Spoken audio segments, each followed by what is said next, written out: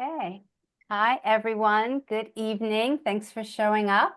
I'm Debbie Schwartz, founder of Road to College and the Paying for College 101 Facebook group.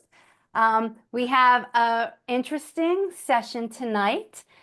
Let me just give some housekeeping before we go into all of the specifics of tonight. But you've all come in, and this is actually a Zoom meeting as opposed to a webinar. I just like to remind people that because you can unmute yourself if you really have a question, but it's preferable if you can keep yourself muted so we don't hear any background noise. This is recorded. You will get a link to the recording tomorrow. I see somebody put their video on for a second. It's up to you. I personally encourage people to put their video on because I like seeing people's faces. And so it's just nice to know who's out there as opposed to the black screen, but that's up to you. And we have a chat going. If you have questions, feel free to put them in the chat. Jonathan, who I'll introduce in a minute, we also have a ton of questions that came through that people shared when you registered. So we're going to try and address a lot tonight, and we'll try and get to all the questions. So feel free to put them in the chat. And now let's get going. Okay, so tonight's session is sponsored by College Well, and I'm going to paraphrase the name of the session. Really, it's kind of what to do with your college funds in this market or any market. And College Well, and Jonathan will tell you more about who they are. College Well and Private College 529 is dedicated to helping families make smart financial decisions when it comes to paying for college. And as I mentioned, Jonathan Sparling is from College Well, which is also part of Private College 529, and he's going to lead a discussion with two lovely and very knowledgeable CFPs. And I'm going to let Jonathan take it from here and introduce everybody else. And at some point, we also have a poll for people here, just so that we get a sense of who's watching tonight. Wonderful. Well, thank you, Debbie, and thank you to Road to College. The entire team, we're grateful for your partnership, and it's so great to be able to work with you on something that, a topic that we know is very important to everyone here. So, as Debbie mentioned, my name is Jonathan Sparling, and I'll be your moderator for tonight's session. It's a mouthful: how to confidently save and protect your college fund in any market. And so, whether you're just beginning to think about college savings, you're actively planning your child's financial future, tonight's session is for you. And we know that current market environment has raised questions and concerns. And so that's why we've invited two experienced financial advisors to offer clarity and actionable advice. So let me introduce our panelists. Ann Garcia. Ann is a college financing expert and the author of How to Pay for College and the College Financial Lady blog. She's the owner of Independent Progressive Advisors out of Portland, Oregon, and proudly sent two children through college debt-free. Ken Weingarten, a certified financial planner as well, managing partner of his financial advisory firm, Weingarten Associates. He not only advises families on college financial planning, but also navigated the process himself, saving for his own children with both 529 savings and prepaid plans. And so Ken and Ann will cover practical strategies for saving tonight, kind of talking about drawing down those 529 funds, navigating volatility, and really kind of start with an overview of college savings options with a particular focus on 529s and other options. And so, as Debbie mentioned, we'll leave plenty of time for questions, and we've weaved in some questions as well. So thank you to folks who have submitted those ahead of time. Just quick mention of who we are before we jump into the poll, and then I'll share some slides. But as Debbie mentioned, I work with College Well and Private College 529. And so at College Well, really our mission is to provide information around college financing, planning, and saving. And we do that through actionable advice and the expertise of financial planners, as well as folks from colleges and universities. We partner with organizations to help get this information out there, and we're all about just bringing information to all of you so you can make smart decisions. We are the sponsors of Private College 529 Plan, which we won't spend a ton of time on tonight, but shameless plug. Private College 529 Plan is the only nationwide prepaid 529 that allows you to lock in current tuition and fee rates at nearly 300 private colleges across the country.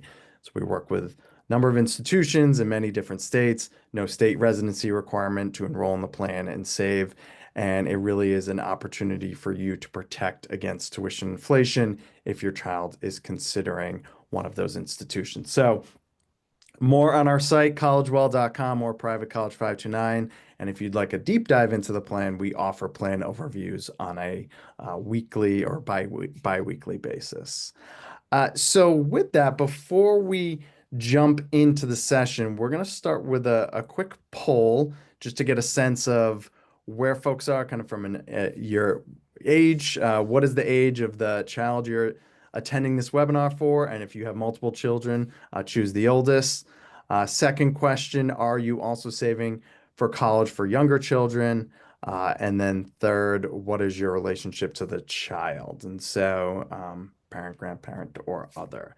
So if folks wouldn't mind taking a minute and answering. Can everybody see it? I guess I. Yeah, great question. Okay. Can everyone see the poll? I mean, I'm seeing answers, but I just Okay, want to make perfect. sure. Yeah, hopefully everyone can see the poll and results will pop up in a second here. We'll just we'll just give it a few more seconds. Almost everybody has answered it because I can see. It says Love it. Love it. can't see who what your specific answers are, but I see how many people have answered. I love it.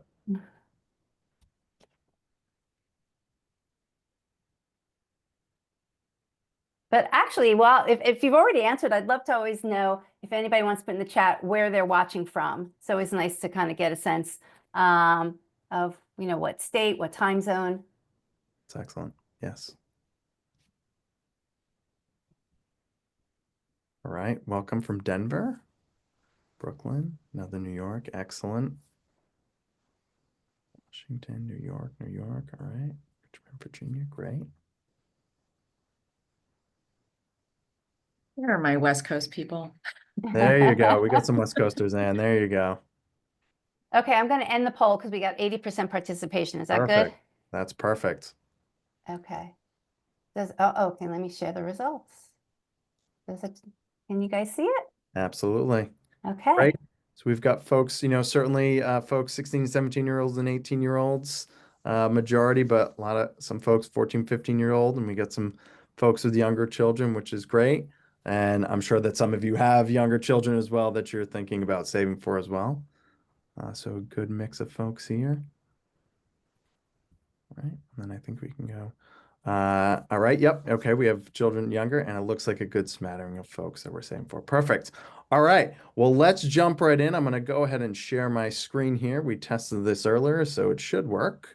All right, how about that? All right, so, before we jump into, talking more about some of the volatility and answering some questions. Obviously, it's important to lay a good foundation for folks. And so what better way than, talking about 529 plans.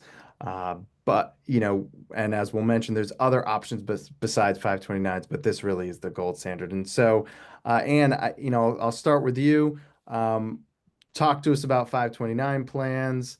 What are some of the key benefits in saving in a plan and why they're so effective for families to take advantage of?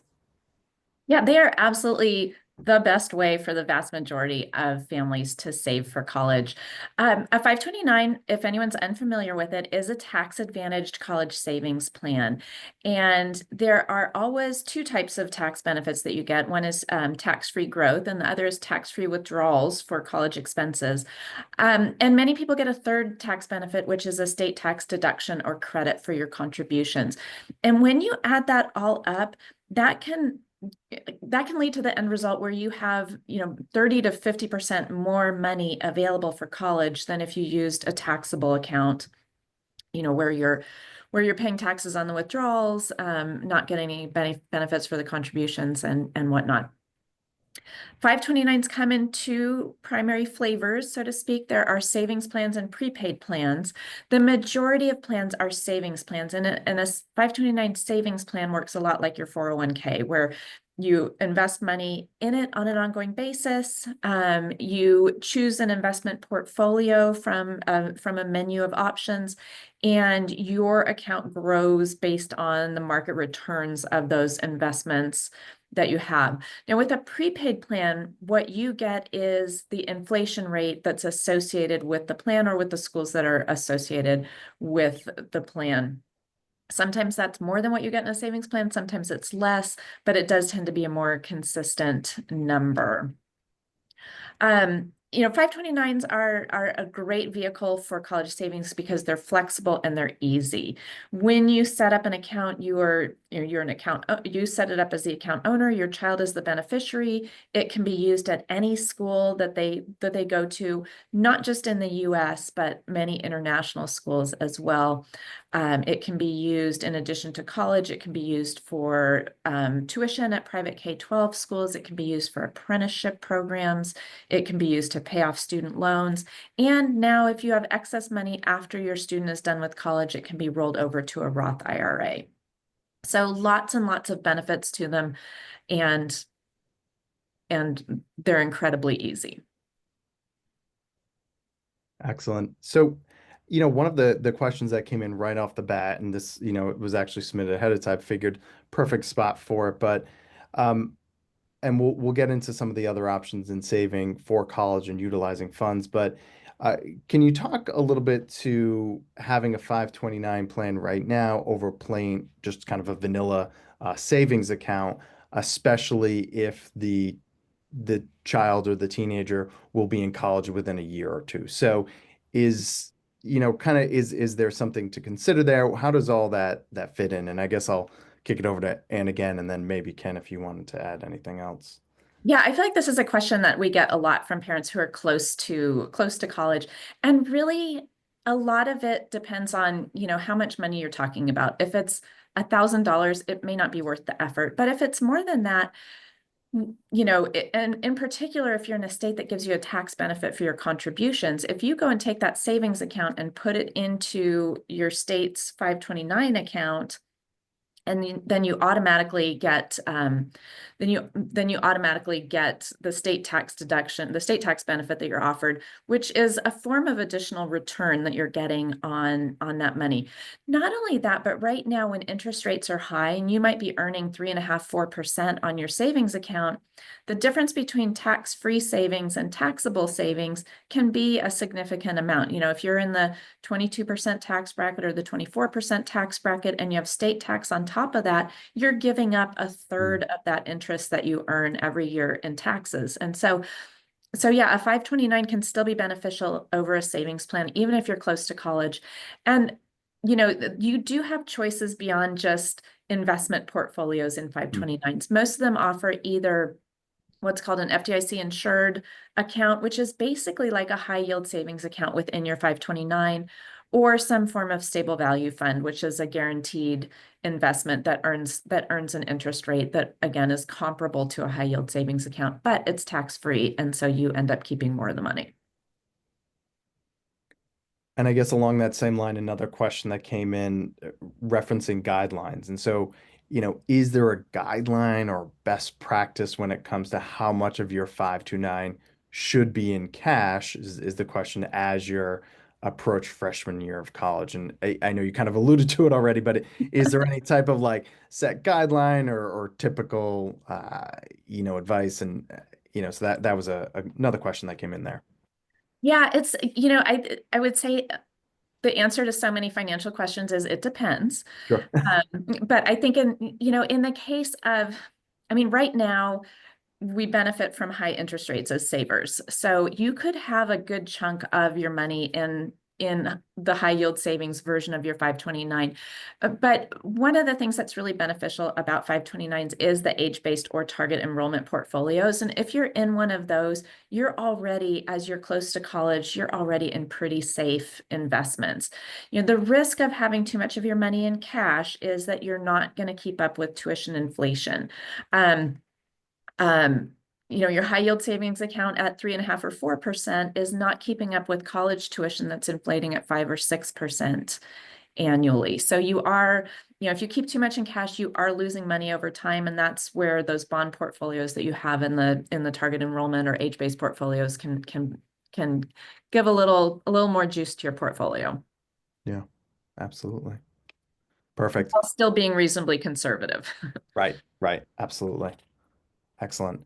All right. So I want to, and we have a few more questions, but I just kind of move on to the next one because also laying foundation, talking about saving and talking about other ways to save. So, Anne, as you mentioned, 529s really are the most effective way for many families to be saving for college. But, there are options beyond saving for college, beyond 529 plans, and, kind of utilizing other accounts that were either designated for educational expenses or perhaps not, but can be used for that. So, Ken, can you talk about some of the other options that families have when it comes to paying or saving and really paying for college expenses? Yeah, sure thing.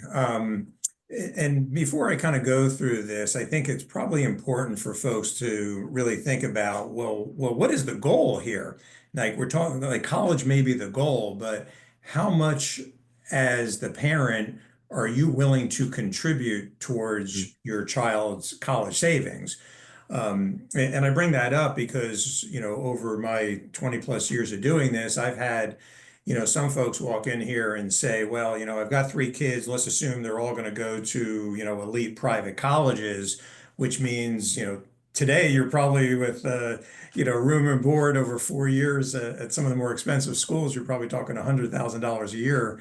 And then I've had other clients who say, well, I work through school and, let's only plan on 25K per year. And, then they're going to have to do the rest. So, so I think you have to kind of, everyone has to think about, well, how much are you going to be putting towards your child's college expenses? And then think about what percentage of that, whatever the goal is, whatever the number is what percentage of that goes into the 529 accounts. Because one of the things that I do talk to clients about, and again, this is a discussion and it's different with every parent, is you may end up in a situation where you potentially oversave, right? Specifically in the 529.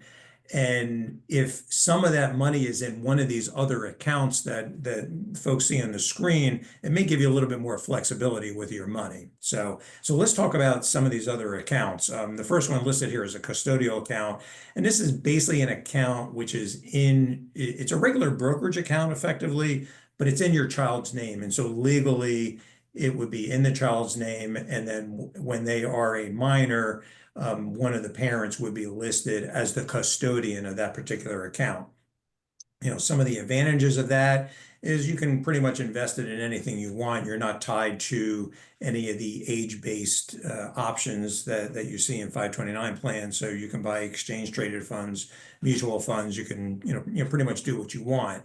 There's a couple of downsides though. Is legally it's the child's money.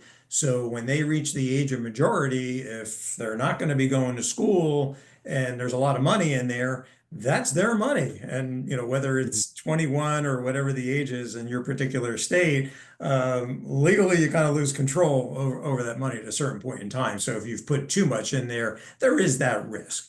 And then the other potential negative with a custodial account is when you fill out the FAFSA or any other type of college aid type of form, the private schools have their own form.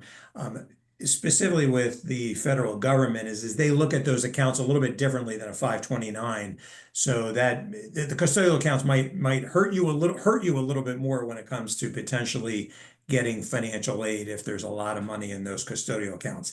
It doesn't mean not to save some money in them, but you have to evaluate your own situation. Roth IRAs.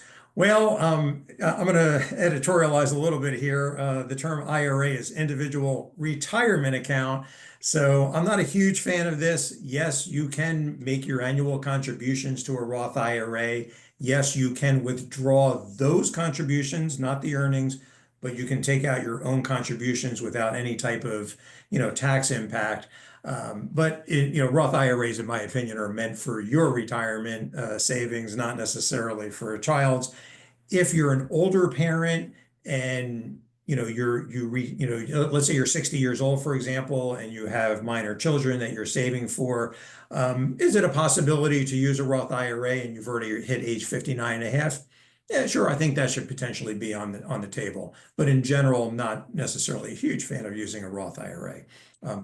Brokerage accounts. I do like, brokerage accounts. So for my clients, when we're saving for a student's 529 college expenses, we're going to use mostly a 529, but we're also going to put some money in a brokerage account. Just there's complete flexibility there. So if you're saving if you're saving for a goal of X, let's say, and your child, they get a great scholarship and they're just not going to need as much money. Maybe in hindsight, you say, oh, it looks like I oversaved in a 529. Well, this is why I like splitting the money a little bit and putting, the bulk of the money in the 529 because you get that tax deferral. But if you have some money in a brokerage account, then you can use that money for whatever. You can use it for yourself. You can use it for other goals that you may have. Finally, you see here the Coverdale Education Savings Account. And these are, again, they're tax deferred accounts. There is a lot of flexibility in terms of how you invest the money. There is a contribution limit of only $2,000 a year, so they're not really widely used anymore, but they should be really, potentially part of the overall picture here. The one thing I'll add here for folks is near the top of the slide, it says additional options to save and pay for college. What's not listed here is a potentially invisible account to a lot of people that are on this call, and that's the grandparent of your student. Okay, I notice there's a lot of folks who have 16 and 17-year-olds here. So you don't have a lot of time to save at this point, right? Right? If you're staring down these bills right now. And it may be worth a conversation, and I know it can be delicate sometimes to ask, your parents what their intentions are for their grandchildren's, college support. But if you're able to figure out a way to broach that conversation, you may be pleasantly surprised in terms of what a grandparent can do in terms of helping you pay for college. Just a real quick anecdote. I got an email from somebody that I had provided advice to, and I got this email just over the weekend, and he was thanking me for the advice that I just mentioned because he broached this with his mother-in-law and basically connected the mother-in-law with the school so she could pay directly to the school, right? And when she saw how much the bill was, she was surprised because she had a fixed number in mind that she was going to contribute for tuition. And she was surprised enough, and she decided to pay more than what she was planning. And so my client was obviously very grateful for the advice because he hadn't really thought about this before I'd given it to him. And the fact that in this case, the mother-in-law saw exactly what the bill was, just incentivized her to throw a little bit more money at it. So there's a hidden account there if you can figure out how to find it. So obviously, not everyone's going to be in that situation. I get it, but it may be worth a conversation. That's so great. And kind of that reality set in, right? And seeing, how much those expenses were for for that grandparent. And so, and I think that's great advice. And so, just to address a few questions that came in ahead of time, which I think you got to. So in terms of using that Roth IRA to pay for college, typically, as you said, kind of think about that as that retirement account first, kind of leaning at that as potentially a last resort. I guess is kind of a fair statement. Um, Yes. and then, just kind of with that, this is another question that came in, just to kind of address these as we're hitting on the topics. Is it possible to switch 529 plans to be owned by a grandparent so they're not included in that FAFSA? What, if any, penalties or things are there to consider? And again, from my understanding is that is possible. It depends on the rules of the 529 plan. That you're opening it, but there is some do allow the change of owner. But just to kind of be mindful of when that happens. And so that's kind of my understanding of how all that could work as well. Which is Yeah, I don't know. I'm personally not up to speed, I guess, on change of ownership of a specific plan, and maybe Jonathan, as you said, it's a plan by plan type of thing. Um, but yes, if in terms of overall long-term planning, if a grandparent is the owner of a 529 plan, that doesn't get reported, right, in terms of for the FAFSA purposes, right? It's only, assets in the child's name or the parent's name. Mhm. So that's where, yes, a grandparent owned 529 plan is, very favorable for folks who may potentially be relying on financial aid. Yeah, and I think there's a couple important points with that. Yes, sometimes it is possible to do that.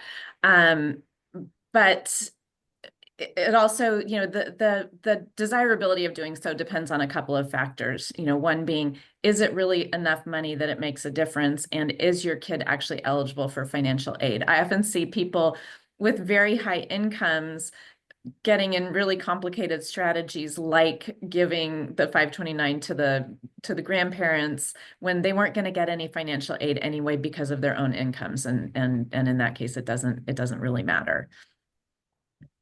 Absolutely. Yeah.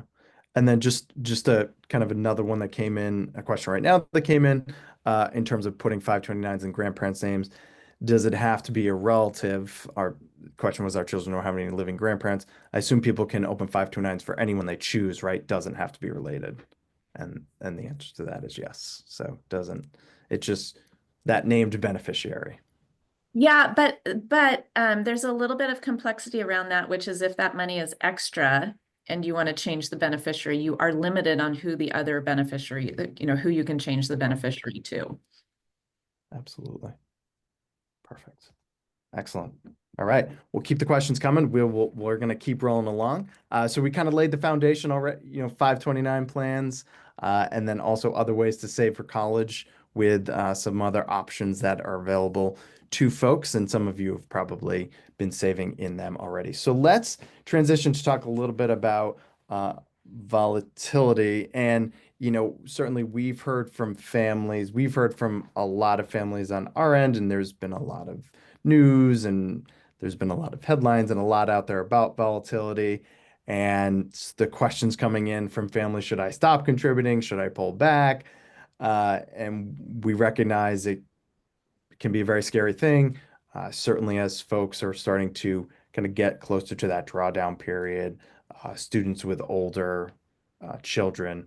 And, there's a lot of questions to answer. And so, and I'll start with you, kind of general advice and talking with families or just talking with clients, dealing with volatility, both with college savings and then, just kind of in general. No idea what you're talking about. No one ever. Yeah, right. You haven't heard anything. I guess, yeah, it's just What?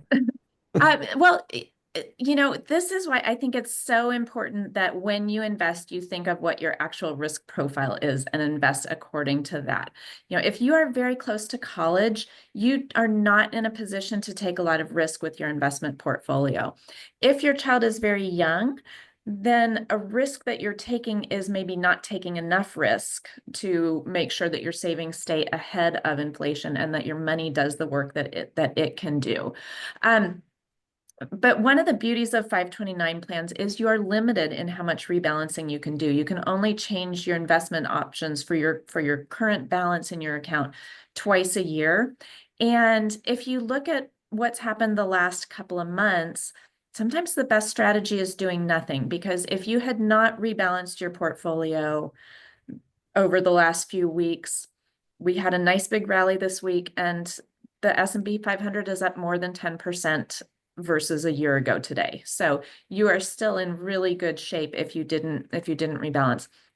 If you are using a target date or a target enrollment or an age-based portfolio, then that portfolio is automatically dialing back the risk year after year as you get closer to college in order to minimize, that volatility. And so those are, really, really good options if you don't want to be keeping a day-to-day eye on the market. Also, because again, with your 529, unlike other investments, you can't just go in and make changes willy-nilly. You are set in your investment strategy for, if you can rebalance twice a year, if you've done it twice already, you're set for a year.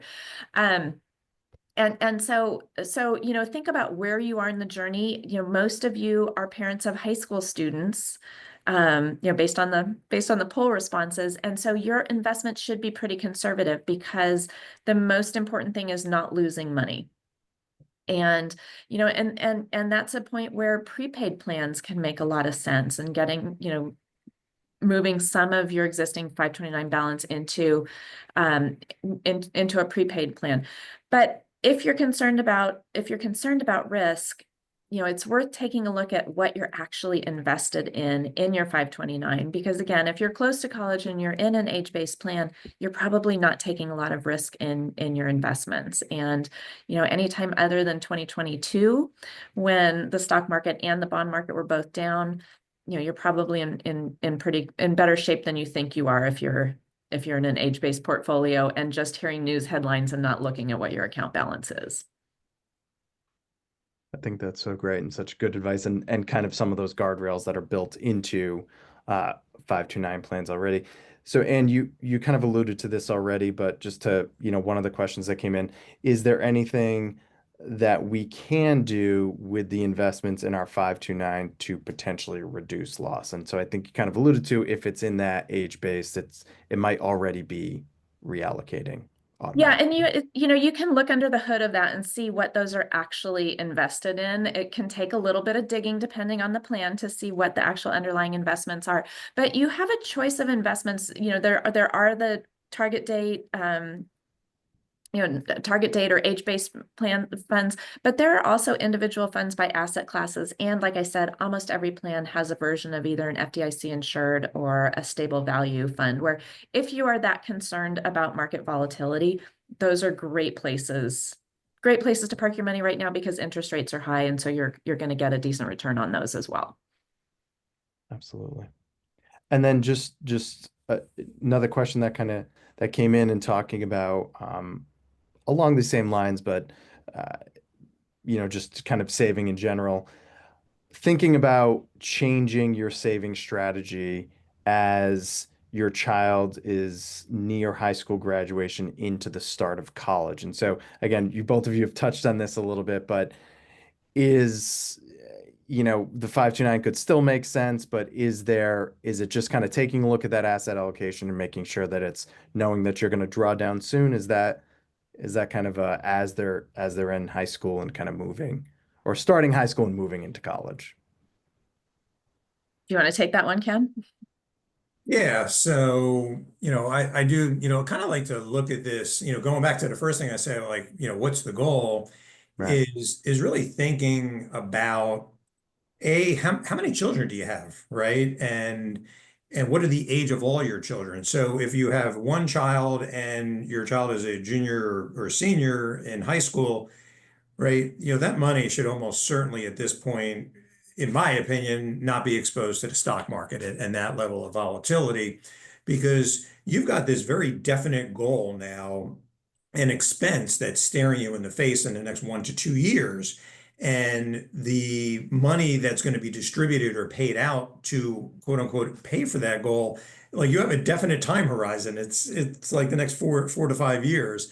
So it's not like retirement where, you're not sure when you're going to retire. You don't know how long you're going to be in retirement. With college, like it's 18 years is at most is your kind of planning horizon for most people, right?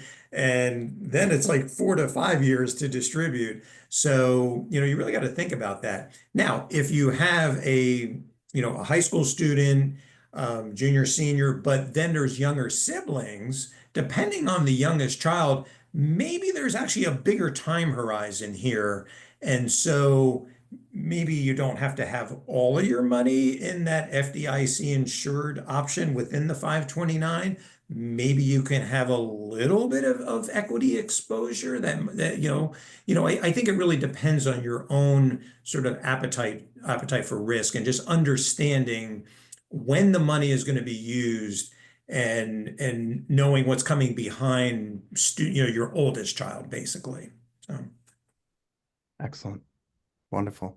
All right. Well, let's transition into kind of our last major topic, and then we can certainly continue the questions. I know they're coming in, and we're addressing those as they come. So thank you all for putting those in, and we'll certainly have time to circle back to a lot of topics at the end. So we've talked about laid the foundation of saving for college with 529s and other savings instruments, talked a little bit about volatility and different ways and strategies to think about that.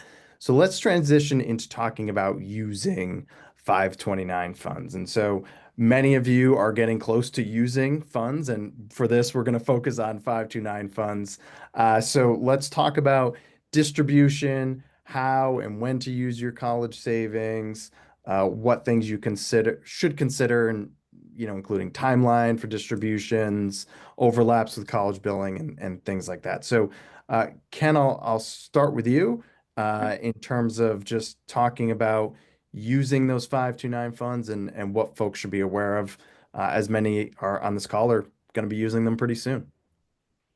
Yeah, and I've just gone through 5 straight years of doing this, so I feel pretty well qualified to discuss a lot of these things. Um, so, I'm going to take the second bullet point there about what counts as a qualified expense, and I'm just going to talk about some of the main ones. I mean, folks can do their own research on some on everything here, but I'm just going to take like the big ones, right? That one that we think about, tuition and fees, right? You get a bill at the beginning of the semester for just tuition and any fees that go along with that tuition. They have all sorts of things that they throw on there. On there. It's always a little surprising when you get that first bill. You're thinking like, what is that fee for, right? So that is absolutely a qualified expense, and you can use your 529 money, for that. Books and supplies. So, so any type of textbooks, supplies, any materials that you need that your student is going to need, that's a qualified expense. Room and board, right? As long as the student is enrolled at least half time, room and board, that is a qualified expense. I'm going to come back to that in just a minute.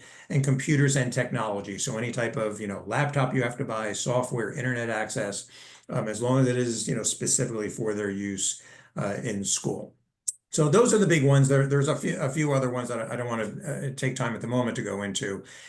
So let's talk about sort of this timing issue of withdrawals. So if you have a student that's going to be starting in August or September timeframe, you're going to get a bill over the summertime. Well, what I have done over the last 5 years for my older daughter is I just log on to whatever the 529 website is that I'm using for tuition, and I have the check sent directly to the school, right? I want them to pay that bill. Now, for most students who are freshmen, if they're going to be residing at the school and on a meal plan, all of that, all those expenses, tuition, room and board for the freshmen are typically going to be on that first year's bill. So if there's 2 semesters, you'll get in the summertime, and then you're going to get a bill in all likelihood in December. Okay. Again, those I would say, just pay them directly from the 529 plan. Now, can you pay that yourself and then reimburse yourself? Yes, you can, but you got to be careful because if you reimburse yourself for something that was paid, say, in the prior year, and you can get into trouble with this if, let's say you pay a bill in December and then and then in January you realize you forgot to reimburse yourself. Well, now you're into a different year. So you got to be careful with that, right? You want to basically have the distribution occur in the year in which you paid the actual bill. So that's number one, specifically with tuition. Now with room and board, with a lot of schools, especially after the first year, your student may not be living on campus housing. They may be living on quote unquote off-campus housing. And they may not be on a meal plan. You may just be giving them money, for example, for a meal plan. And that's what I ended up doing with my older daughter for effectively the last 4 of her 5 years of schooling. And this is where you need to pay attention a little bit in terms of reimbursing yourself for room and board, because it's not just a matter of saying, oh, I spent X on rent for my child, or I spent X on food, and I'm just going to pull that money out of the 529 plan. You can't do that. What is considered a qualified expense is what the school considers to be their cost of attendance number. Now, I can only speak for my own experience here, but with my daughter's school, what was listed on the website was different than what they told me on the phone. And I don't know if Ann will have a different opinion here on this with the schools that her children went to, but I always got into the habit of calling my daughter's school to understand what the per term, for each term that she went to school, what that cost of allowance was for room and board. Because in my daughter's case, I did have to pay out of pocket for her rent, and I gave her an allowance for food. And living in a big city, those costs were greater than the cost of attendance. And so I could only reimburse myself for part of our actual out-of-pocket costs. So I'm going to kind of pause there and see if there's any follow-up questions, or if Ann, maybe you have any additional thoughts about what I said based on your experience. Yeah, the big thing is with 529 distributions, like you said, is just who does the money go to? There's 2 important tax forms that relate to college. One is the form 1098-T, and that's a form that's generated by the college. And that's just your tuition statement, and that has the student social security number on it. You also, when you take money out of your 529, you get a form called a 1099-Q. And that will have the social security number of the person who got the distribution. If it goes to the school, it has the student social security number. If it goes to the student, it has the student social security number. If it goes to the parent, it has the parent social security number. Now, what happens when all these documents come into the IRS's computers is they go, oh, here's a 1098-T, here's a 1099-Q that matches. That's great. We can kind of assume this is all good. Oh, whoops, here's a 1099-Q that doesn't have a 1098-T. And that's because the parent took the distribution. And oftentimes, if you're taking distributions into your own account and not properly accounting for them on your tax return, and tax prep software does a horrible job with this. We're not going to spend a lot of time on that, but you will over time probably get a letter from the IRS telling you that you took a non-qualified distribution, and then you just have to write them a letter back showing that you actually have a dependent student who is that person. So sending it to the school or having it go to the student, if it's, for off-campus room and board, is usually the best practice. That's gonna, because I think most of us prefer to avoid talking to the IRS if we don't have to. Yeah, and since we do taxes as part of what we do here in our business, and we actually got one of those letters from the IRS, because we reimbursed ourselves for our daughter's housing and food costs. And so this gets to the last point here, which is make sure you're keeping really good records of the money you're spending, and you can substantiate that. And so, yeah, so just know, in our case, my daughter's rent, it's the same, amount every month. I mean, it goes up each year in terms of the housing that she's been in, but we know exactly what it's been.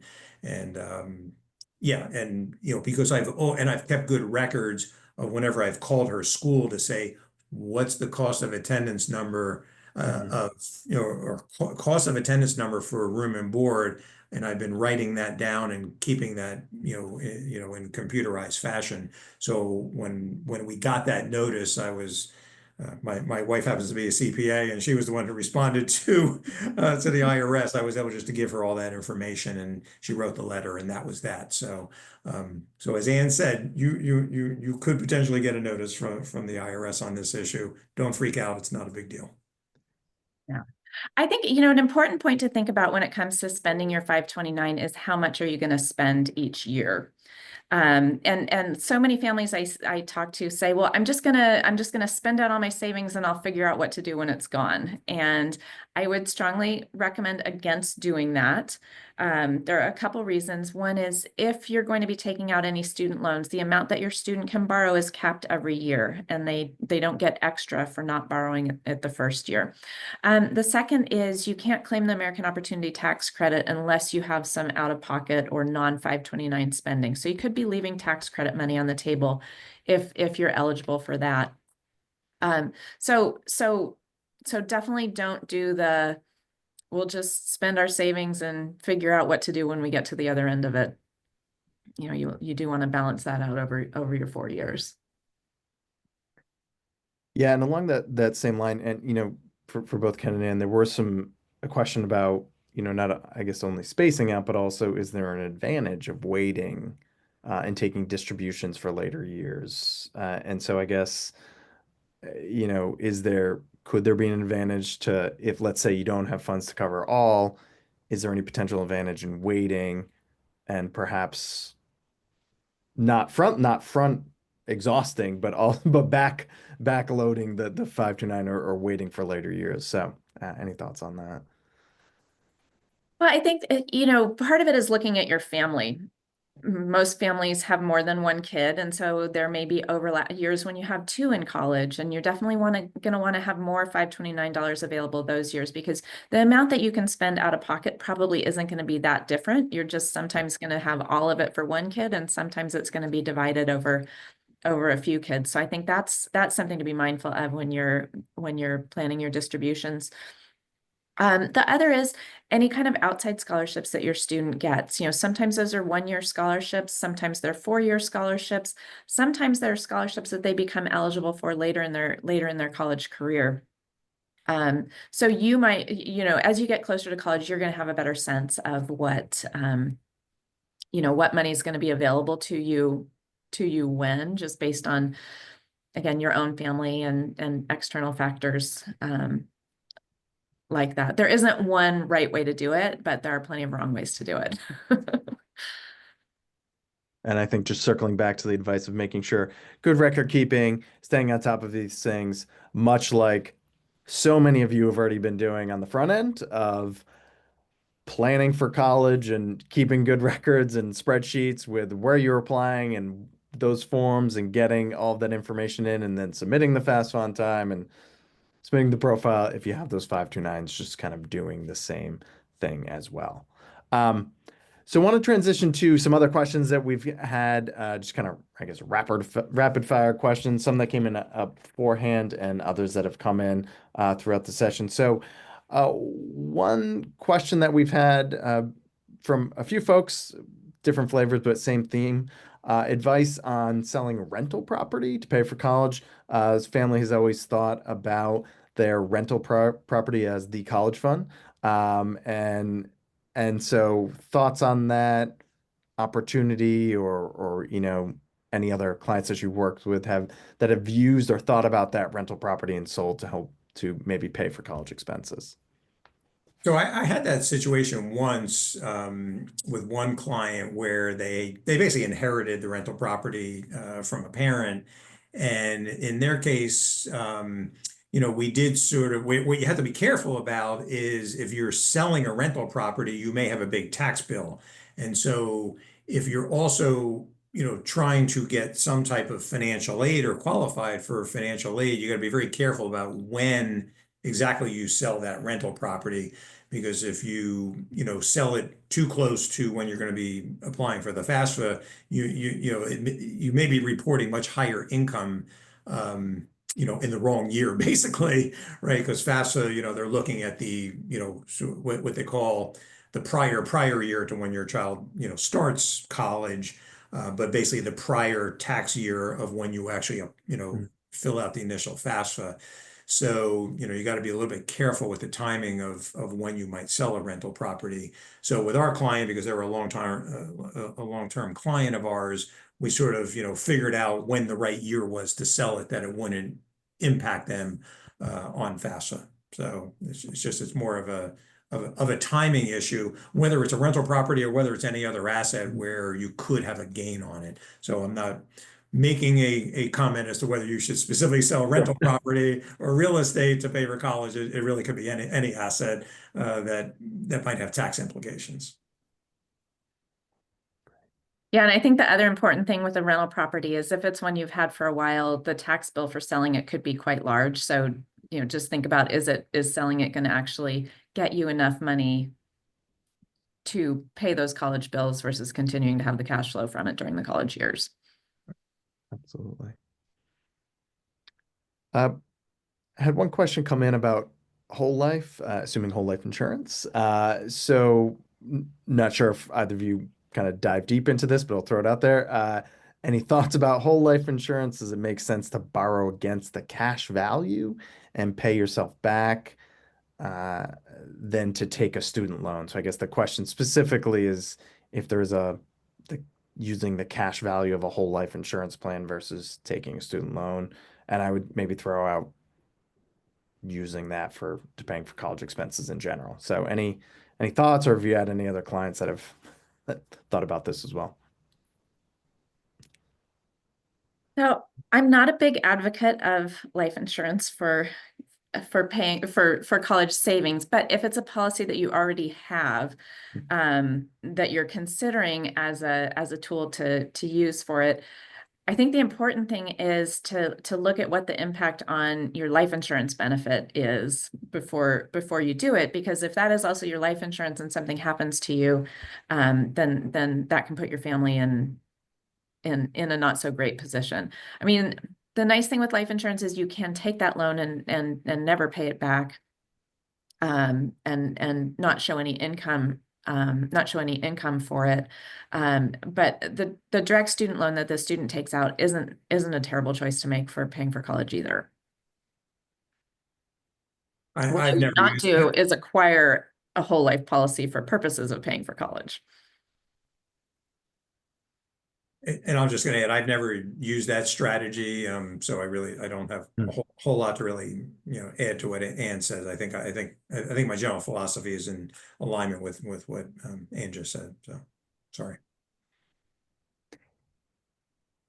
Another question that came in, and we've had again a few in this vein, and I guess this just so kind of gets a little bit outside of the topic, but I know that both of you have experience here. So, the concern, some concern about the funds that were put into the rainy day fund, right? The rainy day money.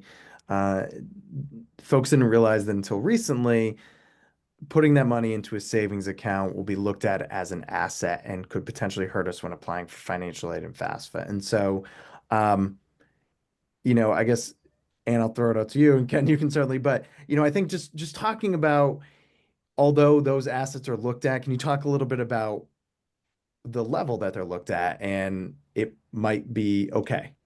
Yeah, and I think this is one of those areas where there's a tiny grain of truth in all of this, but the overall piece of it is this: your savings count for very little in the financial aid equation. 5.64% of their value is added to your ability to pay for college. That means that every $1,000 of savings you have will only set you back $56 in financial aid, and it will give you $944 more choices for your child when it comes to choosing a college. So do not beat yourself up for saving. Saving is good. Having savings is good. More savings will give you more choices. And because the impact of savings on your overall financial aid eligibility is so negligible, unless you have very low income and hundreds of thousands of dollars of college savings, it's really not worth going through a lot of gymnastics to try to cover those up, by gifting money to other people and having them open the 529 on your behalf where you lose control of it. Or using a Roth IRA instead of a 529, or any of those other strategies. People will tell you to buy a life insurance policy instead of a 529, and that's terrible advice. So don't worry about your savings. More savings just gives you more choices. Here, here. Excellent.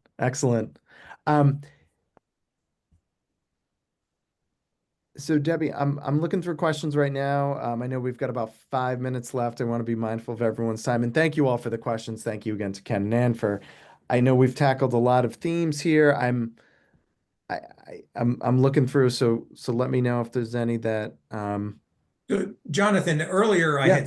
I saw a Or if you question saw one, yeah. If that either I of think you. I'd like to address. Somebody had talked about gifting to a child. I think it was like, a grandparent can gift Mhm. directly to a child. And, I forget the exact question, but it just, it's more of a gift, right, type of question. But I think what's important to understand is if, let's say you do have a generous grandparent, basically grandparent of the student, is when it comes to these gifting rules, right? There's an annual exclusion amount. So Makes any sense. one person can give $19,000 to any one person, and you don't have to report it. It's, you don't have to use up your annual lifetime gift tax exemption, none of that stuff. But if a grandparent pays the educational institution directly, right? If the tuition bill is $25,000 a semester, let's say it's 50K a year, as long as the grandparent is paying the school directly, that's one of those things that the grandparent can do and still on top of that make a $19,000 gift to the child directly on top of it, right? So just something to sort of be aware of, that as long as you pay the educational bill directly to the provider or a medical provider, and you can do this with healthcare, but that's not the topic tonight, then you really have a lot more flexibility. So to whoever asked that question, I just wanted to kind of get that out there. That's The great. other thing I would add to that is that $19,000 is the total amount that you can give to someone. If the grandparent opens a 529 for the child and puts $10,000 in it, then that is 10 of the $19,000. So they could not, in addition to funding a 529, also give $19,000 to the child, but they could give it directly to the college. Jonathan, can I just jump in for one thing? Yes, Because there's a few absolutely. questions I saw. And I think that, Anne, was perfect when she said, don't do a lot of gymnastics, about moving your money around, particularly because it may not have as big of an impact on the investment side that as you think it will have. But well, the one thing maybe if you could address are UGMAs and UTMAs, and if it's worth doing something with those accounts in terms of moving them around. Yeah, absolutely. So there's two different categories. There's four categories of things that count on the FAFSA. It's the parent's income, the student's income, the parent's assets, and the student's assets. And the parent's income and assets get better treatment on the FAFSA than do the students. So a 529 is considered a parent asset, and so 5.64% of its value counts as available to pay for college. But a UTMA or UGMA account is the student's asset, and students' assets count at 20% of their value. So $1,000 in a 529 only increases your ability to pay by $56. $1,000 in a UTMA account increases your ability to pay by $200. So one thing you can do with those accounts is if they are money that's going to be used for college, they can be converted to 529s. To do that, though, you need to sell all the investments that are in them and then transfer that money over to the 529. It can't go into your regular 529. It has to go into a special 529 because that UTMA or UGMA account is the child's property and you are the owner of the 529. So it is a new 529 that you need to set up for those assets. You can roll them in. A couple of things you want to be mindful of. One is not creating income in FAFSA years. Or not beyond the income protection allowance, which is a decent number for kids. The other thing is that minors' investment earnings can be subject to the kiddie tax, which means they're taxed at your rate. So ideally, if you have one of those accounts, you want to be drawing the assets down over a period of years. Just so you don't get into parents' tax bracket on the capital gains in them, and staying under the threshold for the income to not be reported on the kids' FAFSA as their own income. Excellent. And the only other question maybe you could address, because I know you mentioned it, but I think somebody also asked a follow-up about it, and it might have just kind of gone by quickly, is the tax benefit, the American Opportunity Tax Credit? Yes. Yeah, so you can claim the American Opportunity Tax Credit. It's for 4 years while your student's an undergraduate in college. It's worth $2,500 every year. In order to claim it, to get the full amount, you have to spend $4,000 from someplace other than your 529. Basically, the IRS doesn't let you take 2 tax benefits for the same dollar. And so to claim the American Opportunity Tax Credit, yeah, you just have to spend $4,000 in the calendar year. And the other thing with the American Opportunity Tax Credit is you can only use it for tuition, fees, and books and supplies. You can't claim it for room and board expenses. And of course, there's an income limit to if you're a married filer, you have to be below 160,000 adjusted gross income. Single filer, head of household, you have to be below 80,000 to claim it. Great. Excellent. And just one last quick clarification before we wrap up. So question came in, does the grandparent 529 for the student count as a student asset and work against them for financial aid? And so the question is, the answer to that is that if the grandparent owns the 529, that's not going to count against them. Correct. Against the student, which is great news. And yeah, and the CSS profile changed that as well. You used to have to report all the 529s that your student was the beneficiary of on the CSS, but you don't have to any longer. Which is wonderful. Great. Well, I want to thank Anne, Ken for excellent advice, kind of talking through all of these questions. Hopefully we answered all of the questions or touched on a theme and provided some clarity. And, please reach out to us if you have any additional questions, and I'll know where to find Ken or Ann and can follow up. But thank you again for attending, and thank you to Road to College for this opportunity. And Debbie, I'll turn it over to you for the final word. Absolutely. Well, thank you, everyone. Thank you, Anne and Ken. Such really in-depth, valuable information. Thank you, Jonathan, for sponsoring tonight's conversation. I could see so many other topics from tonight, you know what I mean, that we could go into more in depth on. But we've got, I know that people got a lot of information from tonight. A recording will be sent tomorrow. So if you want to watch this again, which I encourage people to do because there was a lot that was discussed, and there'll be information in that email also about College Well and Private College 529. And always feel free to reach out with questions, and I can get people, information to Jonathan, and more questions can be answered as they come up. So thank you, everyone. Thank you again, Anne, Ken, and Jonathan, and hopefully we'll see everybody again soon. Have a great evening. Okay, good night. Good night.